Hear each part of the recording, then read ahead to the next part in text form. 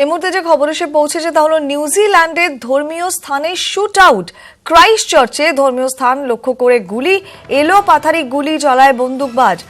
গুলিতে বহু মানুষের মৃত্যুর আশঙ্কা করা হচ্ছে।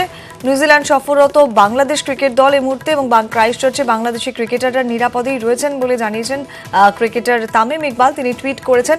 কিন্তু সবথেকে গুরুত্বপূর্ণ বিষয়, নিউজিল্যান্ডের একটি ধর্মীয় স্থানে শুট আউটের ঘটনা। ক্রাইস্ট চার্চে ধর্মীয় স্থান লক্ষ্য করে গুলি চলে, এলো পাথারি গুলি চালায় বন্দুকবাজ এবং তাতে বহু মানুষের মৃত্যুর আশঙ্কাও করা হচ্ছে।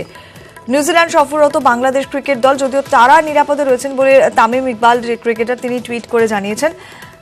তবে কে বা কারা এই ক্রাইস্ট চার্চের ধর্মীয় স্থান লক্ষ্য করে গুলি চালালো এখনো পর্যন্ত বিস্তারিত তথ্য জানাবেন আমাদের এ ব্যাপারে সুমন্ত্র মুখোপাধ্যায় রয়েছেন আমাদের প্রতিনিধি টেলিফোনে।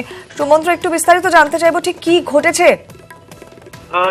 যেটুকু জানা যাচ্ছে কোয়েল, সেটা হচ্ছে যে নিউজিল্যান্ডের ক্রাইস্ট চার্চ শহরে যখন শুক্রবারের প্রার্থনা হচ্ছিল সেই সময় বন্দুকবাজ একটি মসজিদের মধ্যে ঢোকে এবং সেখানে তোমার গুলি চালায়।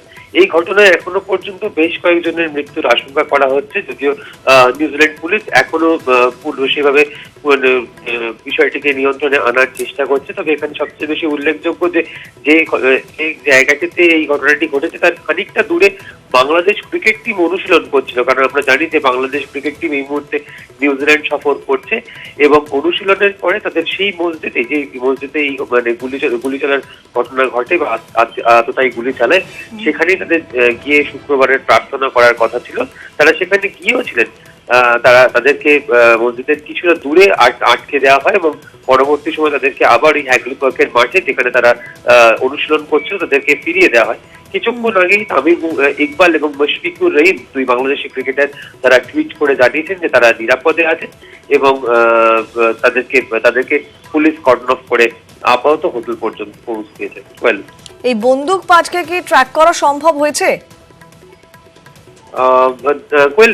পরিস্থিতি নিয়ন্ত্রণে আমরা চেষ্টা করছে নিউজিল্যান্ড পুলিশ। আমরা জানি যে ক্রাইস্ট চার্চের মতন নিউজিল্যান্ডের মতন আপাত শান্ত দেশে হঠাৎ করে এরকমের ঘটনা সত্যি একটা গোটা বিশ্বকে প্রায় দাঁড়িয়ে দিয়েছে।